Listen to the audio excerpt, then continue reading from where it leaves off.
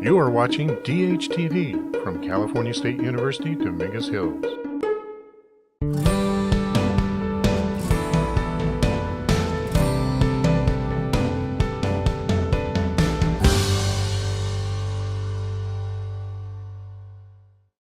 Hi, I'm Dr. Pamela Kreiser, and welcome back to NCR 507, which is Research Design and Interpretation.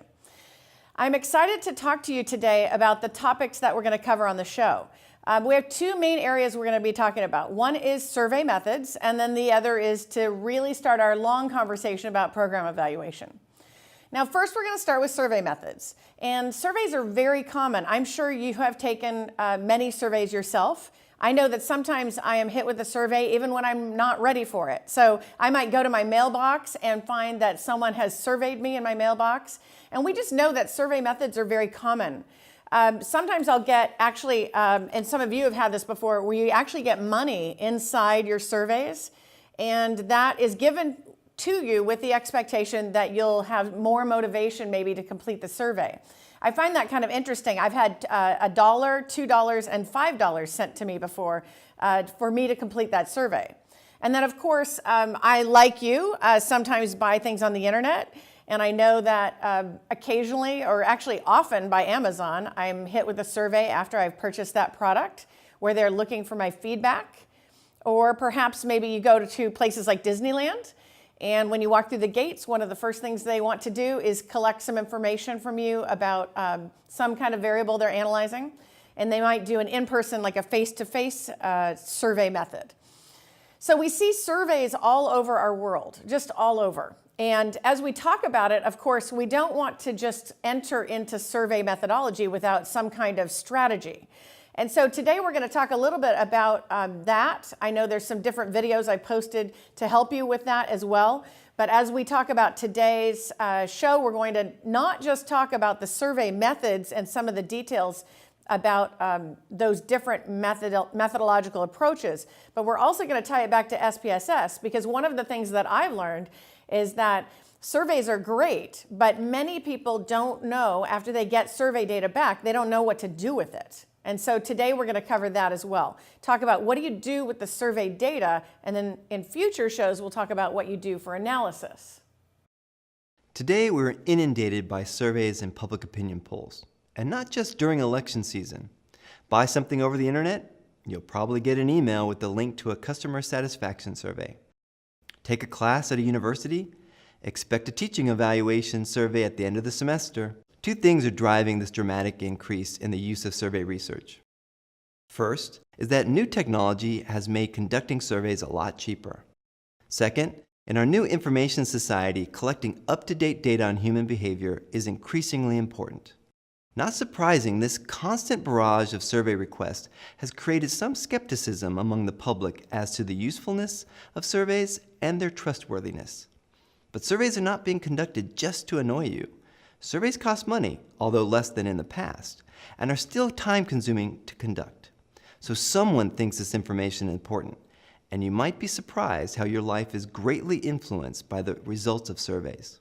The Bureau of Labor Statistics conducts monthly surveys on consumers like you and of retail establishments around the country. This information is used to take a comprehensive appraisal of prices in the U.S. Besides affecting your paycheck, it may influence how much interest you pay on your credit card, car loan, or home mortgage. The Federal Reserve uses the information from these surveys to decide whether or not to raise interest rates. It isn't just your personal finances that are affected by surveys. It's your tax money too. Where your federal taxes go is partially determined by the data collected by the U.S. Census. The surveys collected by the U.S. Census help determine the amount of money cities and states receive from the federal government. Can't be bothered to fill out the census form? No time? Your county and your state may not get their fair share of over $400 billion of federal funding that is determined in part by the responses people give to the U.S. Census. Don't care about money? What about the National Health Interview Survey? The Center for Disease Control Prevention has been using this survey to monitor the health of the nation since 1957. Want to know how many people don't have health insurance? This survey will help tell you.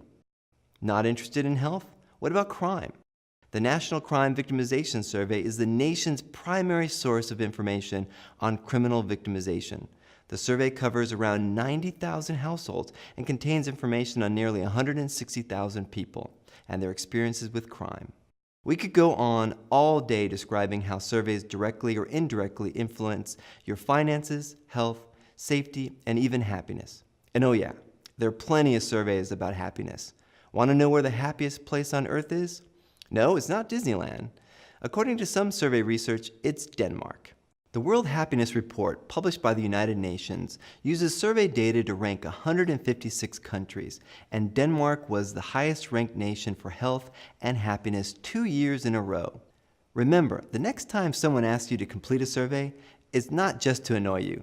They're likely collecting important information that may have an impact on your life. So it's true, surveys are everywhere, and we know that they aren't going away. So the next clip we're going to look at talks about 4 different areas of survey methods that we might use. We have face-to-face, we have online, we have mail, and then we also have phone surveys. And we'll talk about each of those in this next clip. Surveys are a useful way to collect information about a range of topics, and there are different types of surveys depending on what kind of information you need. We'll briefly talk about 4 different types of surveys: telephone surveys, mail surveys, face-to-face surveys, and online surveys.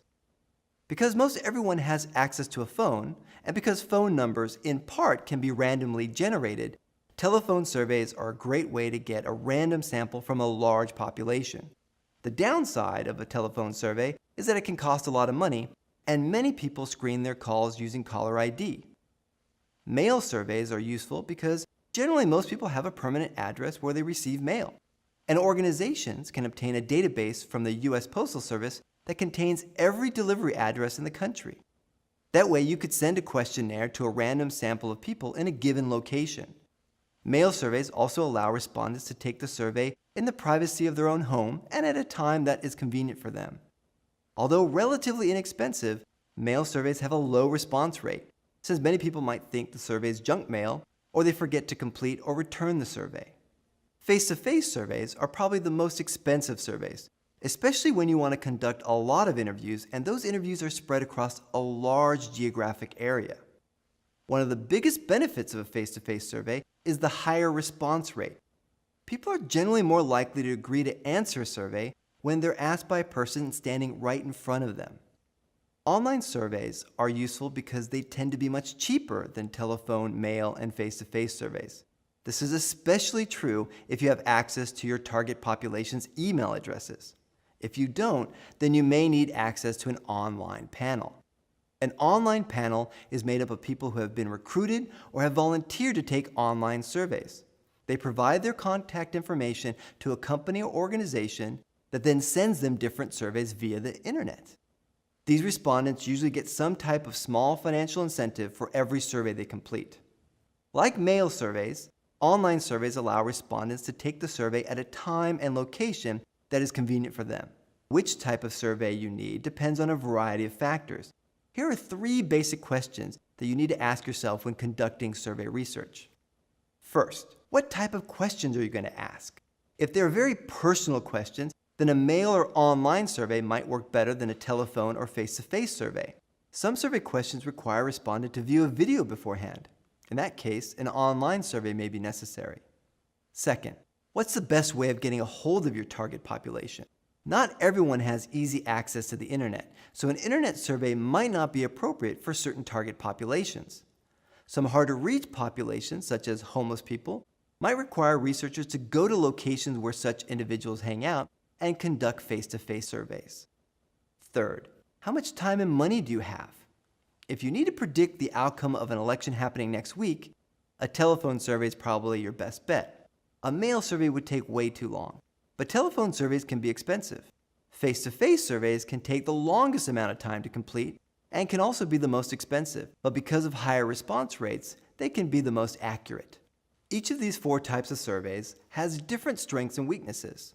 Because of this, you'll sometimes see a study that uses more than one survey method to reach a target population. A researcher needs to assess which type of survey best gets at the information needed, balanced by which method can be completed given specific time and budgetary constraints. So as we can see, there are a lot of important questions that we have to ask ourselves as the researchers who are conducting survey methodology. Now, of course, the overarching idea here is response rates. You could hear that throughout that whole video. The notion that I have to get to a place where I get response rates that are useful to me in my research. And to the extent that I don't get that, well, then I don't really have much, do I? Now, the next clip we're going to watch is a set of tips for those of us who are conducting survey methodology, and it's 10 tips for us to follow as we go through the stages of getting that survey method to work. The principal goal of surveys is to inform and simplify the world around us by giving us key pieces of information. Somewhat ironically, that goal of simplification involves many complicated steps. Join me, and we'll walk through 10 steps in conducting surveys. Keep in mind that these steps are broad brushstrokes. They're easy to describe, but often hard to execute. Step 1. Know your population. In their most basic form, surveys are a tool to represent a broader group. You have to decide that group and your reason for studying them early on. Are you interested in an entire country, a region, or a rare population of certain individuals? Step 2. Determine a mode. Will your survey be face-to-face, online, mail, or telephone? No survey mode is perfect for all scenarios. You have to choose the mode carefully in light of your needs and resources. Step 3. Create a questionnaire. Surveys need questions. No brainer, huh? In practice, writing good questions requires painstaking consideration. Step 4. Test your questionnaire. So you think you wrote awesome questions, huh? Well, when I sing in the shower, I think I could tour with Conway Twitty. Hello, darling. All survey questions should be pre-tested either by focus groups, cognitive interviewing, split ballot experiments, field pre-testing, or some other method. Step 5. Get a good sample. Sampling is the magic of surveys. Your sample consists of the people you are trying to interview. A great questionnaire will yield a junk survey with a bad sample. Step 6. Collect the data. This is where we find more tricky bits. Collecting data ultimately involves making phone calls, knocking on doors, posting HTML, or mailing paper. Data collection must be rigorous, documented, and consistent. Step 7. Organize and clean the data. Suppose you did a telephone survey with a CADI system. You just got a data set that looks like a messy spreadsheet with questions in strange orders scattered across multiple columns. You also probably have many pieces of information that need to be rescaled and renumbered, precisely and accurately. This is also a good time to calculate response rates, a quality measure consisting of the number of completed interviews divided by the valid sample. Step 8. Weight the data. Now, even if you did everything perfectly up to this step, your final sample of respondents probably won't perfectly match the population. Post-stratification weighting will now help you to correct many known imbalances. Step 9. Analyze the data. Ain't nobody got time for that fancy spreadsheet. Survey analysis is fascinating, addictive, and extremely useful. You want to present question order, wording, and basic descriptive statistics by creating a top-line report. Then you might want to explore subpopulations with crosstabs. You might even poke at causal relationships using regression. Graphics are cool too. Step 10. Present the results. If you conducted a good survey, you just spent a lot of money to share valuable information with important people. You now need to communicate your results to your audience in a way that is accessible and interesting. Finally, give someone a high five, because you've just gone through the process of a survey. Now let's do a quick review of those 10 steps. Step 1. Know your population. Step 2. Determine a mode. Step 3. Create a questionnaire. Step 4. Test your questionnaire. Step 5. Get a good sample. Step 6. Collect the data. Step 7. Organize and clean the data. Step 8. Weight the data. Step 9. Analyze the data. And Step 10. Present the results. 10 steps. Survey excellence. I like these 10 steps because I think it gives us a way to make survey method a step-by-step process. And honestly, that's what it really is. But I also think on top of all of those 10 steps, we have to insert common sense. So one of the areas that I hear about a lot, and you've heard in these videos so far, is the idea of phone interviewing. And I have to say, I think we are starting to find that we are getting out of that as being a methodology that works so well. Sometimes I'll survey my undergraduate classes and I'll ask them how many of them have a home phone, and they will say about half of them don't have a home phone. And so as we change that, then of course, the idea behind that is that if we do home phone surveys where we want to call people like we did back 30 years ago, we find that a different population is answering that phone. And then you heard also the caution in the video that when we have caller ID and when we have these different identifiers, many of us simply aren't answering the call. And so if you think about the response rate there for a phone interview, of course, that's going to be a challenge. Equally challenging, of course, is the online format. The idea that many of us, when we see the progress bar along the top, maybe we'll just get out of the survey because it's taking too long. So part of the decision of common sense surrounding like our guiding principle on those 10 steps is to say, if you were taking the survey, what would you think of this? Like, what are your thoughts about it as the taker of the survey that you're designing? And as you do that, then maybe you can see some holes or some areas of improvement in the survey that you're conducting. Now, this next clip is about more details about surveys, and we can learn from their experience. When we're conducting a survey, we like to make sure we're asking questions that will collect accurate and useful information. But it isn't always obvious what makes a survey question a good survey question. Here are 7 tips that can help in developing good survey questions. 1. A good question is one where all respondents interpret the question in a consistent manner. That's not always easy to achieve. The question, "Have you ever been the victim of a serious crime?" might be interpreted differently by different people. Is getting your car stolen a serious crime? Probably. What about your bicycle? What about your skateboard? Make sure your questions are as clear and as specific as possible. 2. A good question is also one where people are willing to answer the question. If a survey asks about very personal things such as sexual behavior or drug use, you might find lots of people unwilling to answer such questions. If you need to ask personal questions, you need to craft those questions carefully and explain to the respondent why you need this information and assure them that you'll keep their responses confidential or even anonymous.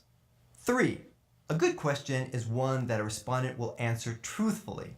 Let's take the following question as an example. Do you own a library card? Seems clear enough, and it doesn't seem too personal, but surprisingly, lots of respondents might say yes, even when they don't have a library card. Why is that? It's something called social desirability. Reading books, being well read, is socially desirable. So someone who never goes to the library might not want to admit that they don't have a library card for fear that they might be judged negatively. It might be better to ask the question this way. Some people get books from the library, others buy them from bookstores or online. Do you currently have a library card or not? That might sound a little awkward, but you're more likely to get a more truthful answer. 4. A good question is one that a respondent can actually answer. If you ask someone how much money they spend on groceries in an average month, you might be surprised how many people would say they weren't sure. Make sure people have the knowledge or information to answer your survey question. 5. Avoid double-barreled questions. These are questions that ask for a single answer to a question that really has 2 different parts. For example, let's say you are asked the following question. Do you believe the United States should spend more money on education and less money locking up non-violent criminals? That's a double-barreled question. Respondents who agree with one part but not the other will have trouble answering this question. You should break that question into 2 separate questions. 6. Avoid biased terms or wording. This is probably the hardest thing to do when writing questions. Should you use the term Obamacare or use the Affordable Care Act? Should you use the term welfare or should you say assistance to the poor? It isn't obvious which is the better terminology, but different terms will likely lead to different answers. Surveys will sometimes give one question to half the sample and a slightly different worded question to another half to see how respondents react to the different wording. 7. Pre-test your questions. This is the most important tip. You need to try out your questions on real people and then ask for feedback.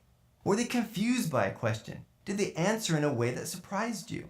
Pre-testing will help you find out if you have any problems with your questions.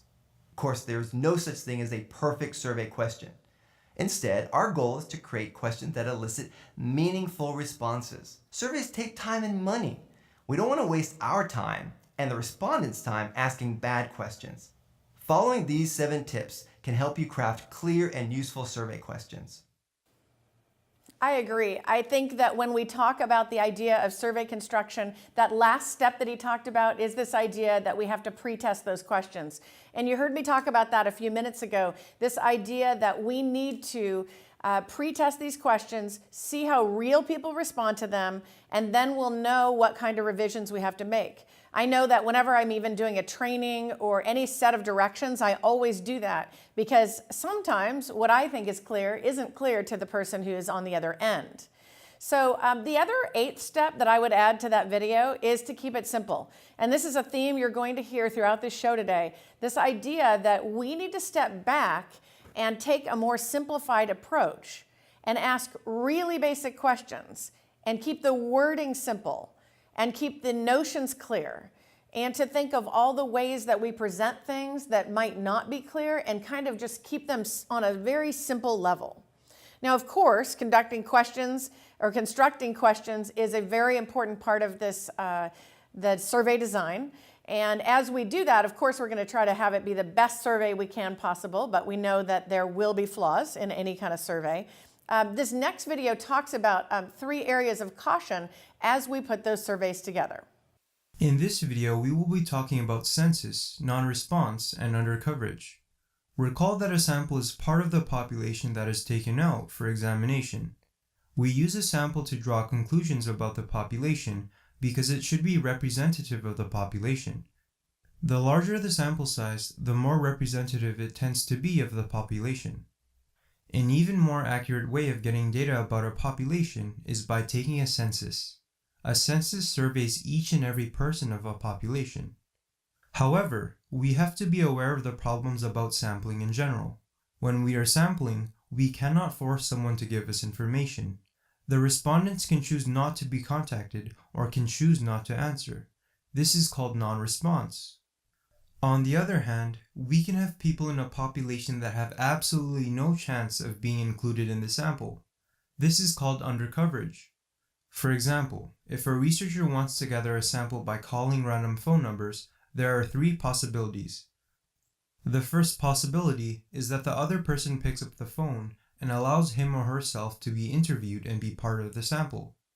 The second possibility is that the other person just hangs up the phone. This would be non-response because they are choosing not to answer. The third possibility is that the phone number does not exist. The researcher can call as many phone numbers as he wants, but the problem is that not everyone has a phone number because they do not own a telephone.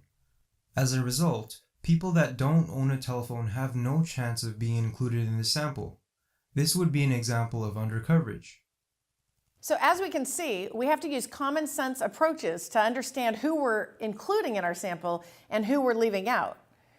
Now, the next part of our show is to talk about what you do after that survey's been distributed and you've collected the data. Now, of course, we're not going to get into analysis. What I want to talk about is that step of what do you do with the answers that you get and where do you put them? Now, part of our project in our class is to use a program called SPSS, and that's the Statistical Package for the Social Sciences. We use this to process data, and of course, there's a lot of other designs out there or programs out there that will do the same task, but this is a central one. For those of you who do stats, you know that this is true. And so what I want to talk about now is the idea of after you get those results, how do you put them into a data matrix in terms of SPSS? And so let's take a look at this first clip and we can learn the initial steps to getting this done. In this video, we'll take a look at how to enter questionnaire or survey data into SPSS. And this is something that a lot of people have questions with. So it's important to make sure when you're working with SPSS, in particular, when you're entering data from a survey, that you know how to do. So let's go ahead and take a few moments to look at that. And here you see on the right-hand side of your screen, I have a questionnaire, a very short sample questionnaire that I want to enter into SPSS. So we're going to create a data file. And in this questionnaire here, I've made a few modifications. I've underlined some variable names here, and I'll talk about that more in a minute. And I also put numbers in parentheses to the right of these different names. And I'll also explain that as well. Now, normally when someone sees this survey, we wouldn't have gender underlined, for example, nor would we have these numbers to the right of male and female. So that's just for us to help better understand how to enter these data. So let's go ahead and get started here.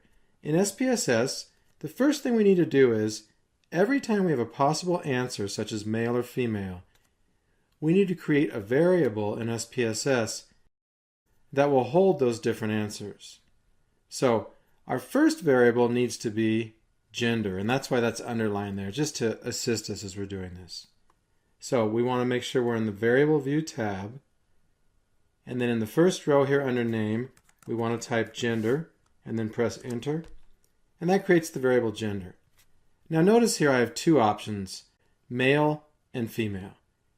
So when people respond or circle or check here that they're a male, I need to enter into SPSS some number to indicate that.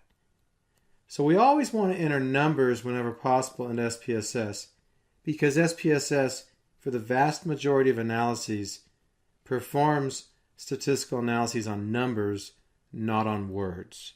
So I wouldn't want to enter male, female, and so forth. I want to enter ones, twos, and so on. So notice here, I just arbitrarily decided males get a 1 and females get a 2. It could have been the other way around, but since male was the first name listed, I went ahead and gave that a 1, and then for females I gave a 2. So what we want to do in our data file here is go ahead and go to Values, this column, click on the None cell. Notice these 3 dots appear. They're called an ellipsis. Click on that. And then our first value, notice here, 1 is male. So value of 1, and then type label male, and then click Add.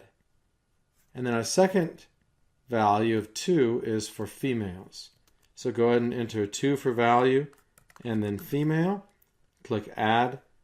And then we're done with that. You want to see both of them down here, and that looks good. So click OK. Now those labels are in here, and I'll show you how that works when we enter some numbers in a minute. Okay, next we have ethnicity. So I'm going to call this variable ethnicity. So go ahead and type that in, press Enter. And then we're going to do the same thing. We're going to create value labels here. So 1 is African American, 2 is Asian American, and so on. And I'll just do that very quickly. So going to Values column, click on that ellipsis. For 1, we have African American. For 2, Asian American. 3 is Caucasian. And just so you can see that here, 3 is Caucasian, 4 is Hispanic, and other is 5. So let's go ahead and finish that. 4 is Hispanic, 5 is other, so let's go ahead and do that. 5 is other. Okay, and that's it for that variable. Now we do have, it says please state. I'll talk about that next. That's important. When they can enter text, we have to handle that differently. But for now, we have our 5 possible options coded in here. So that's perfect, so click OK. Now next, say someone checks this box here, other, they get a 5 for ethnicity. But then they state something like biracial. So whenever we have a box or an entry that people can type something in, that needs its own variable. So here in row 3, we're going to enter other ethnicity. Okay, and then we don't want it to be numeric. That means it's going to be a number. And it's not. It's going to be text here. So go ahead and click on numeric. Click on the 3 dots. And then select string. And string indicates that you can have text. And then let's change our characters to 25. That will allow 25 spaces. And then we're done there. So string is entered. Okay, our next is age. And then notice for age, they're going to enter their age, and we ask for it in years. So they'll enter 22, 43, or what have you. So we don't actually have to make codes like 1 for male, 2 for female, and so on. That value is going to be entered directly. So here, all we have to do is create the variable age and then press enter. And then next, we have 5 questions from what's called the satisfaction with life scale. And here people read the statements and it says that below are 5 statements you may agree or disagree with using a 1 to 7 scale where SD is strongly disagree and SA is strongly agree. Answer each of the following as they apply to yourself. So the first statement on the scale is, in most ways, my life is close to my ideal. And then a person will circle one of these values, indicating whether they tend to agree with the statement or tend to disagree with it. If someone very much agreed with the statement, then they'd circle 7, saying they strongly agreed. If they agreed somewhat, they'd probably circle a 5 or maybe a 6, and so on. Now notice we have 1, 2, 3, 4, 5 questions on the scale. And this is a real scale by Diener, Satisfaction with Life Scale. It's a very popular scale. And what I'm going to do in SPSS is, notice a person will answer one of these 7 choices here. They'll give one of these answers. They'll circle a 4 or 6 or what have you. So anytime someone answers a value, it needs to have a variable. So I need to create a variable in SPSS for this question or statement, a variable for this statement, and so on.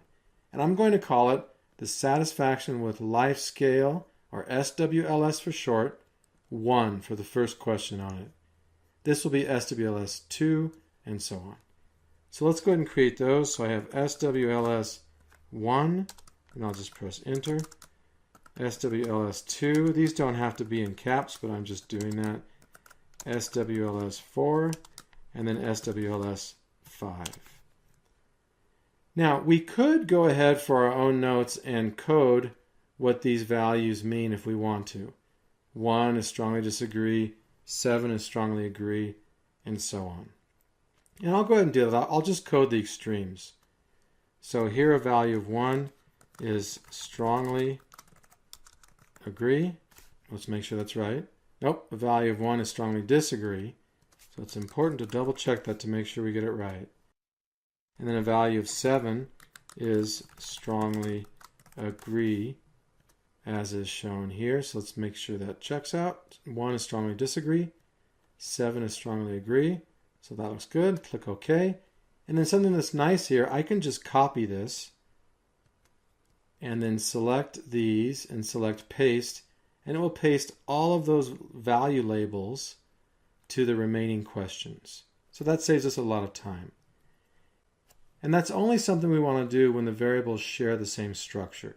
So in other words, SWLS has 1 is strongly disagree, 7 is strongly agree. Well, so does the rest of these, so we can go ahead and copy those.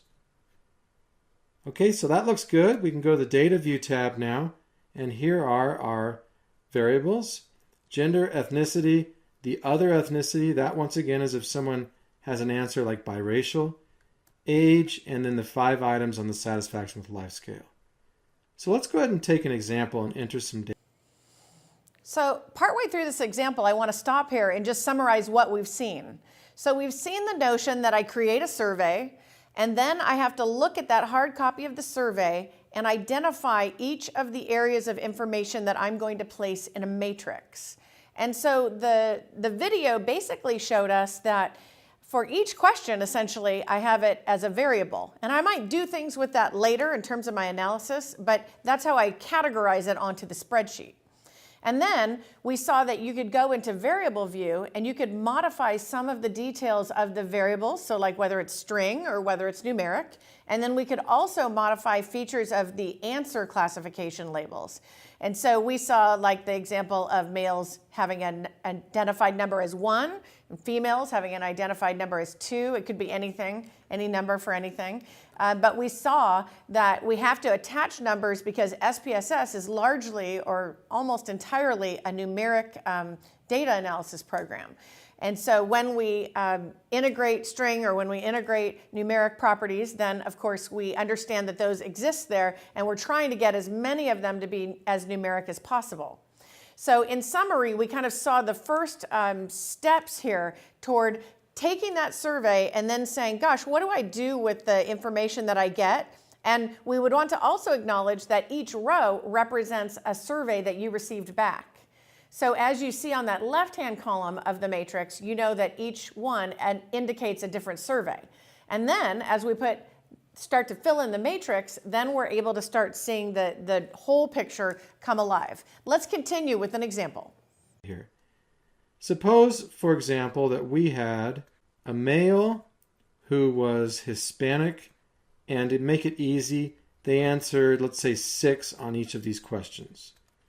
Okay, so our gender, male, they would get a 1 for gender, so we'll enter a 1. For ethnicity, they're Hispanic, so they would get a 4. Now, this answer here, other ethnicity, only applies if someone answered other or 5 and they stated something. If they did, then we would type it in, such as biracial. But they did not, so we're going to just press delete there. So we just skip over it. Let's say the person was 25, and then recall they answered a 6 on all 5 of the items on satisfaction with life scale. Okay, so that looks good. Say the second person is female, so 2. They were Caucasian, let's say, so 3 here. So we're going to skip other ethnicity. They were 21, and then they answered, say, 7s on the satisfaction with life scale. Okay, and then one more, let's say another female, so that would be a 2. And this person was other for race, and they were biracial. They wrote in on the form, so we would put that. And then their age was 32. And this person answered 3 on the first 3 questions and 4 on the last 2. And we would see that just by looking at their form and seeing what they circled. Okay, so that's a basic example for entering data, creating a data file from a questionnaire and entering some values as well. Now, we'll do an analysis in a minute, but there's one other thing that you might want to consider. Often if we have hard copies of these surveys, if we've administered them to people by hand, then often we'll want to keep track of each individual survey with a number. We'll have a ID number on the survey, such as this may be 001 if it's the first person. The next one could be 002 and so forth. So if I want to record that, then what I want to do is make a modification of this data set here. Let's take a look at that. That can be very useful.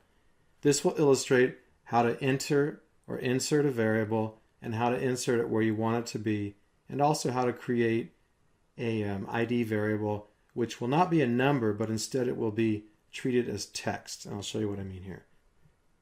So let's go right here, click on gender, and then right click the mouse button and then select insert variable, and notice how that put it right before gender. It's just what we want, so that's perfect.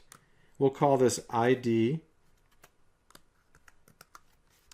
and then under type we're going to select string, click OK, and then let's go ahead and go to data view, and notice how that's once again to the left of gender, and then we'll type 001 for the first person, 002 for the second, 003, and we could just do that all the way down as we had more people or what have you. Okay, I'll go ahead and delete these 2 though. Select those and press the delete key. And then that looks good. We've got our data set here, and we could run some basic analyses, such as we could run, actually one more thing. Let's take a look at this before we do that. Let's go ahead and click on this button here. This is known as our value labels button. And if I click on that, notice what happens here. We have our males and females, they're displayed, and then the ethnicity is displayed. And then here, if someone answered a 1 or a 7, that label of either strongly agree or strongly disagree is displayed. As you can see here, strongly agree. If I click on that again, it turns it off. And you can leave it on if you want, it's just a preference. And then let's go ahead and do a basic analysis. So let's find the frequency of these 2 variables here. So how many males there are, how many females, and then how many of each ethnicity. Now obviously, when we only have 3 people, we could just look at this and tell very quickly. But pretend we have hundreds of people or what have you. So we go to Analyze, Descriptive Statistics, and then Frequencies. And then go ahead and move Gender and Ethnicity over. And then the default for statistics, there are none here. And for now, we'll just leave it as is. We'll just go ahead and get Display Frequency Tables. So click OK. And then we have our output window that opens. And we can see here that we have 1 male, 2 females for a total of 3.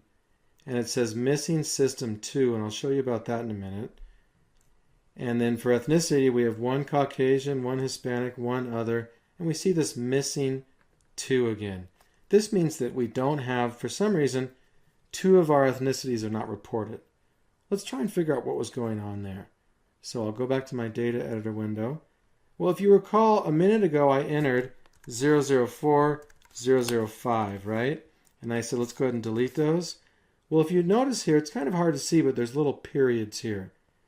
When I deleted these values, SPSS still kept these 2 rows active in a sense.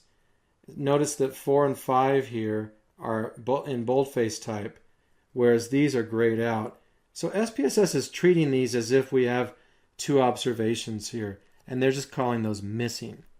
Now, we can get rid of that very easily. If we just select and drag on these 2 rows, on the row headings here, which is what these are called, right-click, select Clear. Now notice the periods are gone. Let's go back and rerun our frequencies. So Analyze, Descriptive Statistics, Frequencies, and then just click OK. And then now notice, do you see the missing anymore? It's not there, right? That removed it, and that was the reason why it was there in the first place, because we entered those ID numbers, deleted them, but the rows were still active from the perspective of SPSS. So it interpreted those 2 rows as missing. But now that's gone. And notice here one other thing. We have male and female, not 1 and 2. That's another benefit of creating these value labels here. Behind the scenes, SPSS displays or knows that a 1 is male and 2 is female. So when we run our analysis, instead of having a 1 here, we have male. Instead of 2, we have female. And the same thing with ethnicity. And that really helps when you're interpreting your results, especially if you go back to the data after some time. It's easy to forget who was a 1 and who was a 2, for example. So by coding males 1, females 2, we always have that memory in our data file. So we don't have to try and go back and figure out who was who. Okay, one last analysis. Go to Analyze, Descriptive Statistics, and then this time choose Descriptives. Let's go ahead and move age and all the satisfaction with life variables over. And if you're curious, I grabbed all of those by clicking on age, pressing and holding the Shift key, and then clicking on the last value, and that grabs them all at once. That's kind of nice. It saves us a little bit of time. So then move that over, click on Options. We get the mean or the arithmetic average, standard deviation minimum and maximum by default. We'll go ahead and leave those on, that's fine. So click Continue and then OK. And then here we can see the mean for age. We have a mean age of 26 with a minimum of 21 and a maximum of 32. And then we see our satisfaction with life values. The smallest was 3 for 1, 2, and 3, and a 4 for 4 and 5, and the largest was 7 for all of them. And then you can see the means here as well and the standard deviations. All right, so that's about it for creating a data file from questionnaire or survey data in SPSS. Thanks for watching. So as you can see, there are very specific ways for us to take the data that we collect on surveys and then move it into SPSS.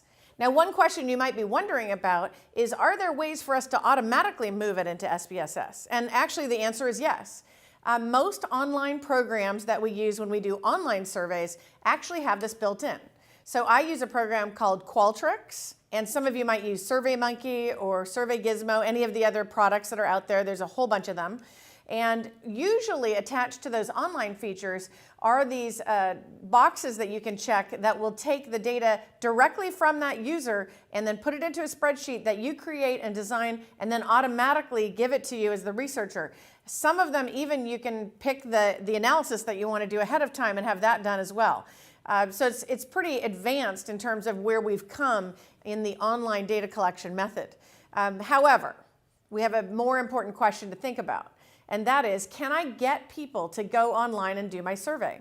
And that still is a really crucial question for every survey methodologist to ask him or herself. Can I get people to respond? Because I can have a very slick system, like an online way of doing things, but if I can't get the data, then I don't really have anything. Now, the next part of our show is going to be centered around program evaluation. And this is a very important area. It's an area where I get job offers all the time. People ask me to do program evaluations. It seems like there's endless programs out there and a lot of projects where people could get employment. Not that it's highly lucrative, but it could be if you did a lot of program evaluations. So one of the things we want to talk about is how does that relate to this class? Well, first we want to say that these are evaluations of programs that exist in our world. And our program is interested in our contributions to society. In other words, we're interested in matters that center around negotiation, conflict resolution, and peace building. Well, immediately you think of lots of programs out there. And as we think about these programs, we know that they undergo evaluation, sometimes to prove their worth, sometimes to get funding, sometimes to get all of those things. But as we think about program evaluation, of course, we have to think about it as a really key contribution we can make to society. So we're going to start this conversation of program evaluation by looking at this first video that gives us a great overview. This is a brief introduction to the field of program evaluation. Program evaluation is the use of social research procedures to systematically investigate the effectiveness of programs. And the field of program evaluation and the field of research are very closely linked.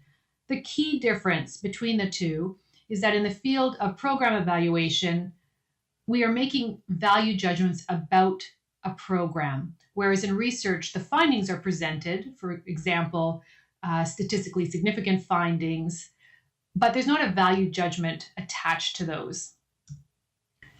Rossi identified 5 program domains. And this is 5 areas where evaluation work is done. The first is in the area of needs assessments. So looking at whether there is a need for a program or service. The second is evaluating the design of a program or service. The third is looking at the implementation of a program or service or a process evaluation. The fourth is looking at an outcome evaluation of a program or service. This is often called a summative evaluation. And closely linked to that, but further down the line, is an impact evaluation. And we'll talk about the difference between an outcome and impact evaluation in a moment. And the fifth area is evaluating the efficiency of a program or service. I'm just going to briefly talk about 2 of the most common ones that you'll find in the area of program evaluation. The first is a process evaluation, or sometimes called a formative evaluation, and sometimes called an implementation evaluation. And this is really looking at the program as it's being rolled out and asking questions about how it's being rolled out and whether the way it's being rolled out will likely lead to meeting the outcomes as set by the program. So for example, if we have a program in which there's 15 sessions and they are based on a curriculum, are all the sessions being delivered? Are they being delivered as they were written? Are they being delivered in the time sequence that was recommended? Are there factors outside of the actual written curriculum that can impact the delivery of the program? Were the people delivering the program trained well enough? So it asks all kinds of questions related to how a program is being rolled out. What is supporting the rollout of a program and what is hindering the rollout of a program? The next type of evaluation is an outcome evaluation, often called a summative evaluation. And this is looking at a program and whether the program met the outcomes that it was intended to meet. So if we had a 15-session program designed to increase social skills, we want to know, did that program actually lead to an increase in social skills among the participants? And we would look at the specific outcomes and evaluate each of those outcomes. So I just want to briefly talk about impact evaluations as the last point in this brief presentation. So often we hear impact evaluation and outcome evaluation used interchangeably. And while an impact evaluation is looking at outcomes, it looks at more than that. So an impact evaluation really is an evaluation that is looking at long-term and deeper outcomes. It also is looking at trying to figure out to what degree can outcomes be attributed to the program that we're examining, and to what degree do we have to credit other things in the environment that may have led to program outcomes. So for example, if you have a program that's focusing on poverty reduction, and we find out that actually while our program is running, there was also some changes in policy in our favor to help people reduce poverty. And there was also other programs in the community that were supporting people. We have to try to tease out as best we can what slice of the pie can we take credit for, and where is credit due in other areas. The same can be said for outcomes that aren't so favorable. We want to look at what influenced outcomes that weren't very favorable, whether it was policies or other situations happening in the community. So that's just a brief overview of evaluation. If you have any comments or questions, please feel free to go to the website, www.outclasseducationandtraining.com, and send an email. So that gives us a general view of program evaluation as a topical area. And of course, we're going to dive deep into this topic as we start to work on our projects for our class. Here's how I want you to think about it. As we think about program evaluation, I want you to think about it as research with evaluative terms. What does that mean? It's not just research for research's sake, it's research in that context of evaluation. Now, I'm excited for the next part of our show, and that's to bring on a friend of mine, Dr. Kieran Moss, who is a program evaluator. And when we come back, we will have a chance to talk with her about the basics of great program evaluation. You are watching DHTV from California State University, Dominguez Hills. Now I'd like to welcome program evaluator Dr. Kieran Moss. She is with us on a Skype interview, and we're going to learn from her about the basics of program evaluation. Welcome to the show, Kieran. Good morning. How are you, Pamela? I'm great. How are you? Very well, thank you. Thank you for having me. So let me start with asking you a little bit about your background. Sure. Well, certainly. I have actually did an undergraduate in communications, a master's in communications. And what I realized was a lot of the information that I was looking at in terms of research variables were related to education. And that led me to pursue a doctoral degree in education, looking specifically at what are the variables related to either student or administration or school persistence and success, and conversely, school, student, and administration failure. Okay. And so then did you automatically get involved in program evaluation in your studies, or was that something that you pursued afterward? I think that program evaluation goes hand in hand with anybody, and I think that we all do it without even realizing. When we evaluate a program, it's the nature of just looking at something objectively and asking ourselves, is this being done as best as it could be done? And so if that's serving ice cream, if that's driving your car a specific route, if that's, getting your hair cut, if that's determining whether or not K through 12 education is being delivered as effectively as possible, It's the same question. It's just using the same set of basic principles to answer that information. Okay, so then we're all sort of program evaluators on some level then. I think that's a beautiful way to put it, Pam. I think the nature of humans are to look at ways to look, can we improve what we're currently doing the way we're doing it? And if the answer is yes, then you do it. And if the answer is no, then you stick with what you're doing. And so it's really trial and error. The difference really fundamentally is that with a scientific approach to program evaluation, you really start thinking, what are the questions that we want answered? In other words, it's not, am I serving ice cream better? It's, am I serving ice cream that's good for me, that's healthy for me? So it really becomes about how are you slicing the problem?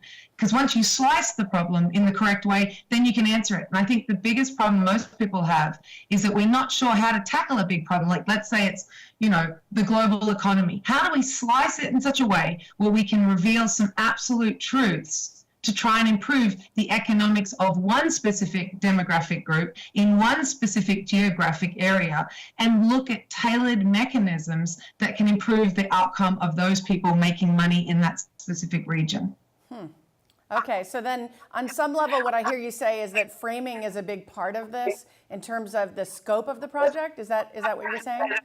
Oh, I think that you've hit the nail on the head, Pam. I think that's fundamentally what it's about. If you look at anything, whether it's the nature of love in a relationship, or if you're looking at fundamentally how do we improve the driving conditions on the 110, you can't answer that question. What you can answer are specific variables that encompass that larger issue of what is love or congestion on the 110. So then again, you're slicing the pie. Are you looking at how do you operationalize and define love? Are you defining that as someone who's trustworthy and believable?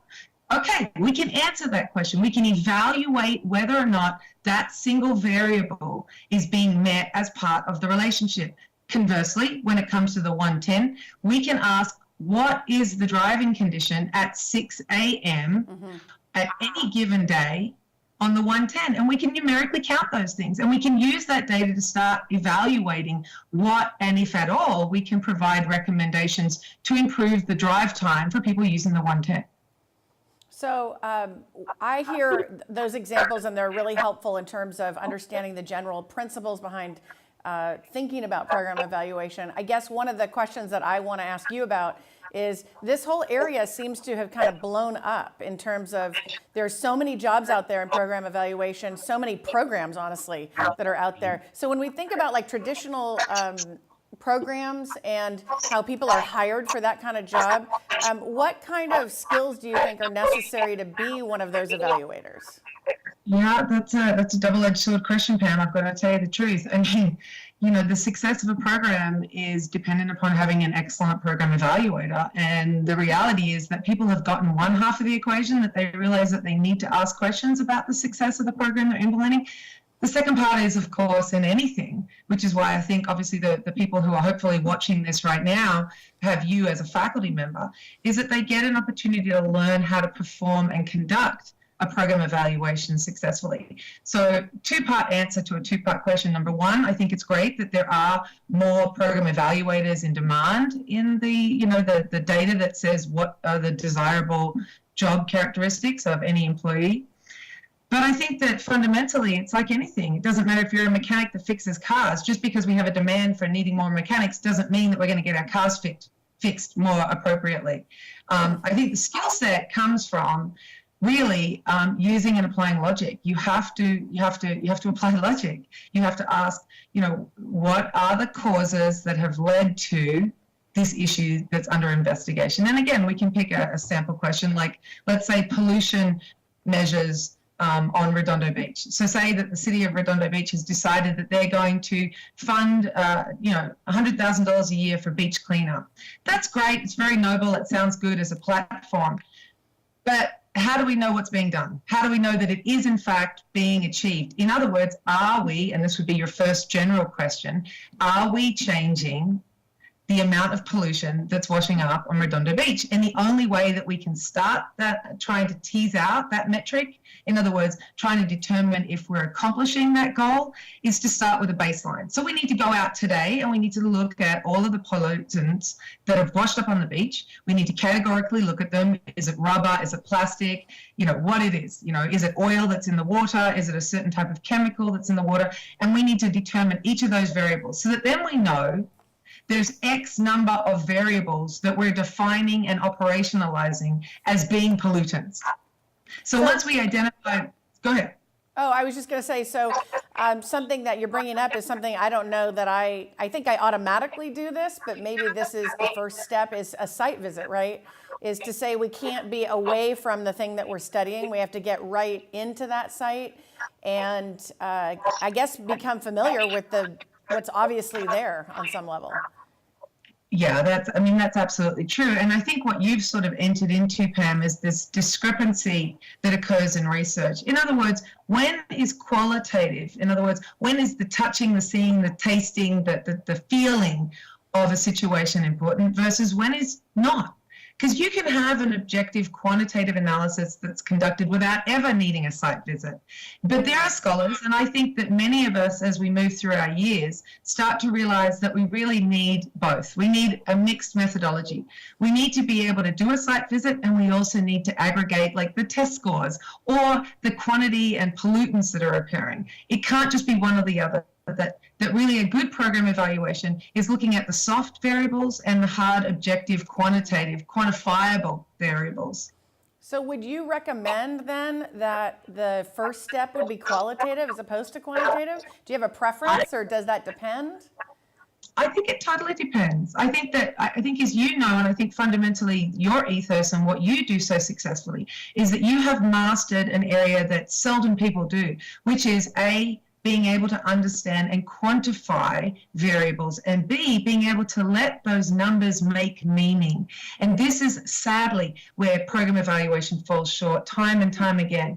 So in other words, I can ask students who've been given money from a fund from the federal government about trying to improve their test scores in math and science. Maybe their math and science test scores don't improve, even though we've spent $100 million.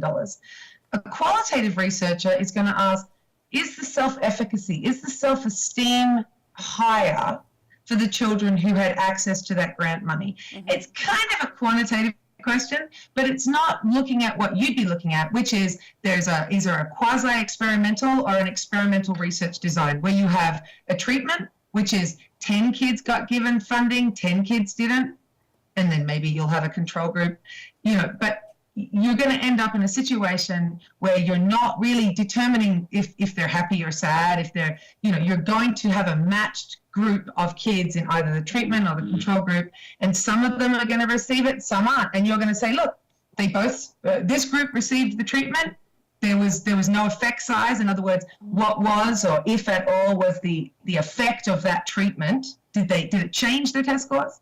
Mm-hmm. Because it's so different now, you can't just think that you can answer the questions that are important using just quantitative variables. You also need to look at, as you pointed out, what is qualitatively occurring. You need to be in the setting. You need to feel the setting. You need to be able to look at how is this affecting other variables that, while we hadn't have thought of as being important at the time, that they have emerged, right? So they're phenomenologists. That's the researchers that really are interested in phenomenology. In other words, we didn't come in here with any set of preconceived notions or agenda about what we were going to discover in this evaluation. But since we've been here, what we've discovered is A, B, and C. Mm-hmm. So it really depends how you want to treat the treatment. Yeah, I think as I'm hearing you talk, I guess what I'm thinking is, maybe part of this is to say there's one of those often is like something that someone favors. Like, so for me, I like a quantitative position to start with. And so maybe what I hear you saying is then I have to be intentional about going out and doing the qualitative work because my tendency is to be quantitative. And maybe the opposite is also true, where somebody is qualitatively maybe more inclined, and then they would have to challenge themselves to say, what quantitative information could we get and what might that mean? So I kind of hear you saying maybe a whole picture perspective, really. And then and that's really well put. And so therein lies the problem, going back to your initial question in reference to skills. How do you find people who are able to do both things and to do both things in harmony and to allow both things to have a voice in your conclusions and a voice in your recommendations for improved practice? Because remember, the obvious goal of a program evaluator is to provide recommendations for improved practice. In other words, how can we make an offering of strategic, programmatic, and policy-related objectives that we believe, if carried out, will improve the program's success? And so in terms of the skills, that's a tough one. Can anyone be a program evaluator? Sure. Anyone can pick up a football and throw it. Can anyone be a good program? Can anyone be a good program evaluator? No. Not everyone's going to be a quarterback throwing for the Dallas Cowboys. It takes time, it takes energy, and I think for me, it really was, I had access points to people who were really good at doing it and mentorship, and I worked on it in very small quantities. Boom, no pun intended. But I was given small elements of a big picture, and then over time, I started to see how the smaller picture was related to the bigger picture, and then that bigger picture was related to a program. And I think fundamentally, it really is carved, for me at least, in three ways. You're looking at the policy, you're looking at the economic, and you're looking at the social impact of whatever program you're evaluating. So is it best done in teams? I mean, I a little bit hear that in your answer to say, because none of us are perfectly equipped in all of those areas, is that maybe a better approach? I'm not saying we're doing that with this class, but is that maybe for our perspective to say that's superior possibly? Again, I think that's a really tough question. I mean, if you have qualified candidates that speak and see and perceive the world the same way you do, then yes, that would be ideal. But I think, as you know full well, being in academia, people get siloed. And so as a consequence, their ability to share and to tackle a problem, it becomes really fundamentally difficult. And so for me, I feel like the further that I've removed myself from academia, the easier it is to look at something objectively, because there isn't that vested interest in truth. Because, of course, there's a competing version of what somebody's perspective is. Like, that's the nature. And again, program evaluation can either be applied. So in other words, you're going to improve the program, or you could just do it for theory testing. So there's program evaluators who don't actually change the outcome of reading and writing tests, who don't actually change the ways in which science and math test scores are affected by the millions of K through 12 students across America. But yet they sit back and they come up with program evaluations that are theoretical. So you've got these two sort of groups, the people that talk about what's wrong with the problem but actually don't and aren't vested in improving it. And then you've got another group of people who are actually making recommendations for improved practice. And there's a risk in that. And so you can see why there's this other group of people who would rather just theoretically come up with a framework of why it failed. But that's not very useful. We do need to know why something failed.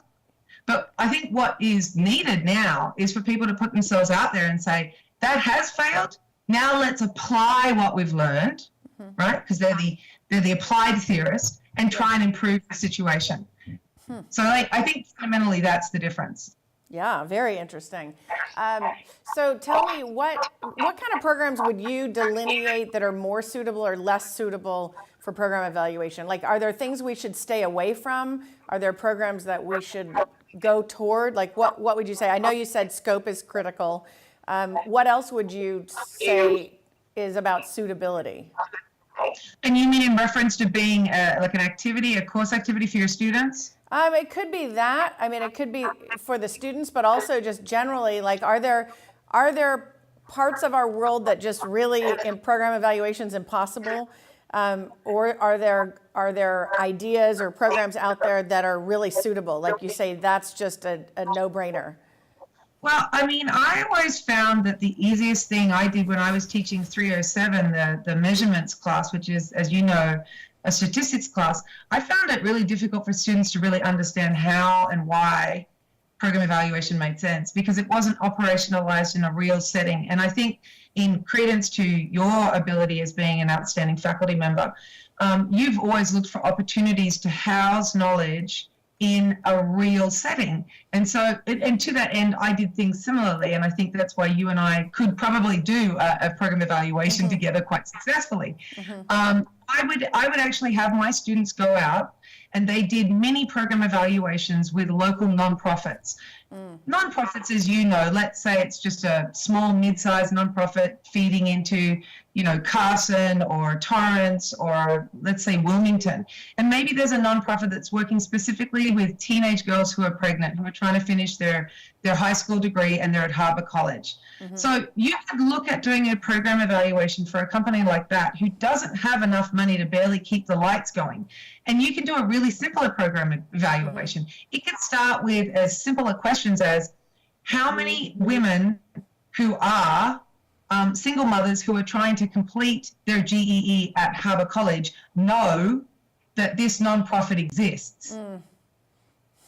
And that type of information, while it be small, yields masses of assumptions about the success and failure of that program. Right. And so you could actually go into Harbour College, identify who the population is that you want to get a hold of, literally call them up and ask them, do you know that X nonprofit assists is available to someone for you? And if they answer yes or no, you've got to buy it's too simple. The second thing is, you could do a program evaluation to identify whether or not their outreach that they think that they're doing is effective. So your research question or your evaluation question is or are the flyers that are being administered for, you know, this target population of single mothers who are trying to complete their GED at Harbour College, are those flyers actually getting into the hands of that target population?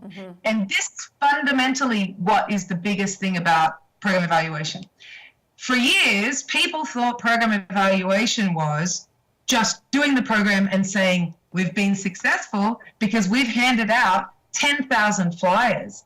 A good program evaluator asks, how many of the participants who are your target market received the flyer? And that's the distinction. I can say, oh, we've had massive program success. We've given out 10,000 flyers. End of story. Therefore, the funding that you spent for me to create these flyers was an excellent investment in money. But the truth is, and the question is, how many of the specific target market of people who are, you know, who you're after for that nonprofit received that? So, you know, my long-winded answer to you is, I would go after nonprofits. They're in desperate need of program evaluation. You know, here's another one. When people call their hotline, does anyone answer the phone? When people answer the phone, because it's normally staffed by volunteers, are they perceived as being informative? Are they perceived as being polite? Are they perceived as being, helpful?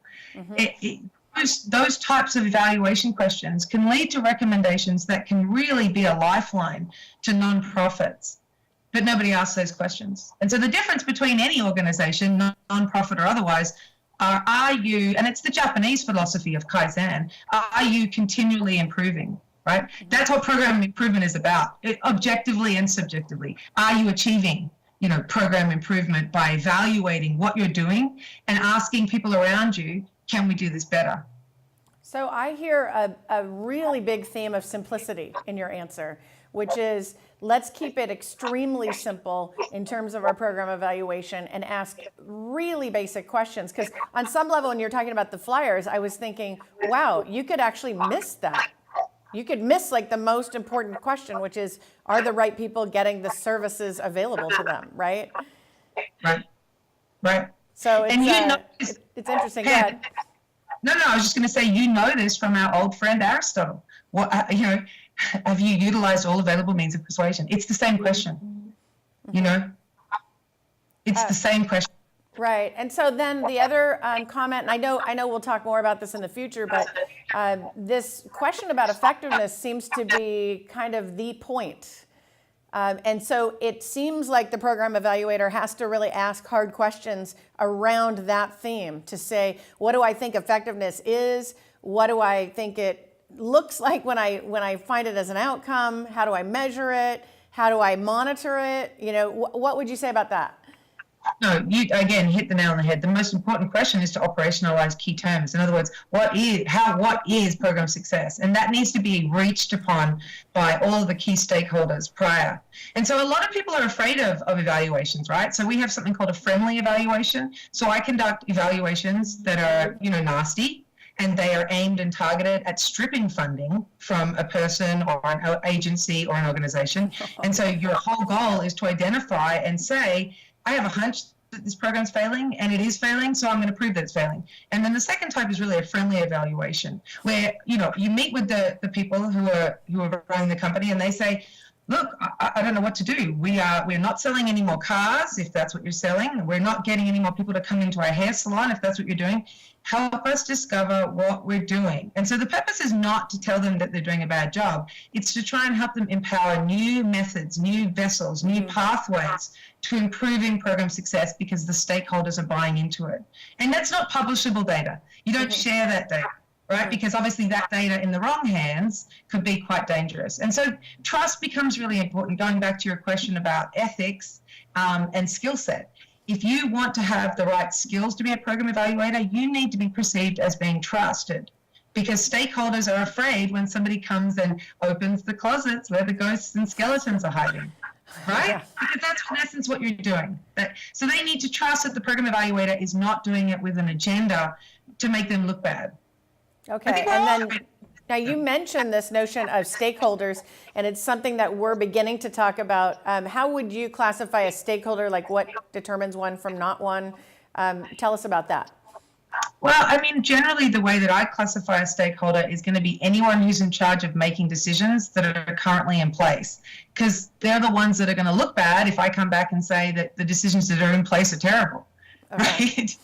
So stakeholders are going to be the people that have made the decisions that are in place, that have supported what is in place by either funding or publicly vote, being articulate, coming out and saying, we support X, Y, and Z. If you're that person, you're a stakeholder because you're vested in the outcome of what you believe to be an effective program. And if I show that it's not an effective program, that's pretty scary. Yeah, I imagine delivering that bad news is pretty challenging communicatively.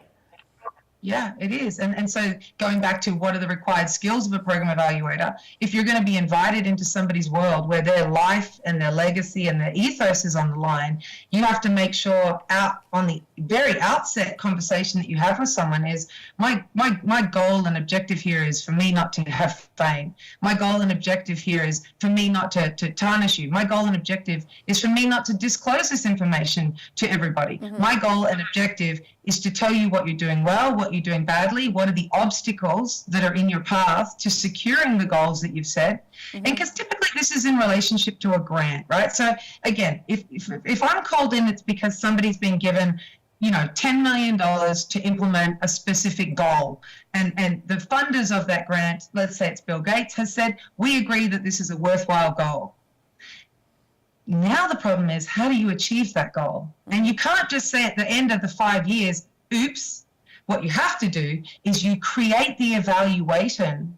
And as you know, with grants, you have to create an evaluation narrative that is concurrent with your project narrative. In other words, a really good program is one where you create what your desired outcomes are 5 years from now, and you've done that is systematically partnered with what are the potential obstacles and what are our benchmarks along the way, so we can go, we've got a problem, or actually this is going better than we thought. Mm-hmm. It's about being strategic. So program evaluation is two things. It really is about looking at what's happening and providing recommendations for improved practice and for avoiding obstacles. But secondly, if it's done really well, it's done from the very beginning. Mm-hmm. So as we go back to the beach scene in Redondo Beach, we're not just walking down in that setting looking at what is there, but we're also asking ourselves, what is an achievable goal 5 years from now for this beach to look like? Because what we're going to say when we apply for that funding is, here's our vision. Here's how we think K through 12 education can be in 5 years. Mm-hmm. Here's how we think manufacturing can be in 5 years. Here's how we think we can make our new governor in 5 years. Here's how we think we can make the pollution levels at Redondo Beach in 5 years. And then working our way backwards and saying, in order to achieve X, we need to have done A, B, C, D, and E along the way. So it's it's like tying those areas, I guess, to the ultimate outcomes. Is that what you're essentially saying? Like lining them up on some level. Yeah, the ultimate outcome is what the evaluation hopes to achieve. Okay. Right? Well, that's great. Yeah. So that gives us a really great overview to start with. I guess I'd leave us with one more question, and that is, what kind of advice would you give my students or anyone who's doing first-time program evaluation? What are some tips or areas that you would recommend we think about? Yeah, I think the most important thing is, and this is where it gets very, very interesting, and this is the beauty of why anyone can be a program evaluator. You have to really look at what are the values, right? Like, what do you value in a specific program? Is it to provide free and school lunch? What is it? Yeah, it might cost millions of dollars, and maybe it's badly administered, and maybe there's millions of dollars of wasted food. But what if one child doesn't eat for 48 hours because that program's not in place? I want students to ask the question not only of fact, I want them to ask questions of value. What do we value as a society? What do we value as a community? What can we do sometimes that may not be implemented effectively, but it is securing that the people who are part of our community that don't have access to the things that we do can get access. Okay. Well, that's very good. Thank you so much for joining us on the show today. We really appreciate it. We look forward to talking with you in the future. Thanks for being here. My pleasure. Thank you so much, Pam. We'll talk to you soon. Okay, sounds great. Bye-bye. You are watching DHTV from California State University, Dominguez Hills. It was great to learn from Dr. Moss and understand some of the basic parts of program evaluation. As we think about it, you could hear a general theme of simplicity. And I want to stop and talk about that to say that we need to, as researchers, not forget that there is a whole big picture out there. Sometimes when I teach, I talk about how we are distant or close up to the objects that we study. And so you heard from Dr. Moss this general idea that we don't want to get so caught up with the information right in front of us that we don't have a really good overarching perspective of that object. And so when we think about program evaluation, let's make sure that we're doing both the up-close analysis as well as the distant analysis in terms of keeping it simple. Now, one of the things you heard from Dr. Moss is the notion of using mixed methods. And this kind of really circles up this research design course for us in terms of balance. And it offers us a context where we might find value in using what we call mixed methods, or the idea that we could integrate qualitative and quantitative methods in the same project. What are we doing? Trying to benefit other people through our research, something we talked about in our first session, in fact. And that we do that by analyzing these programs that are out there in order to help other people reach higher levels of effectiveness. So today we've talked about survey design. We've talked about the basics regarding survey design. And then we also started to explore the idea of program evaluation. And as we think about both of those together, we can see how they would work together to help solve some puzzles in our world. Well, that's about it for today and our show. Thank you for joining us. And I hope that we'll see you next time as we talk about more important processes of data analysis as well as data collection. But for now, I sign off and say, this is Dr. Pamela Kreiser, wishing you a day that is not just different, but significantly different.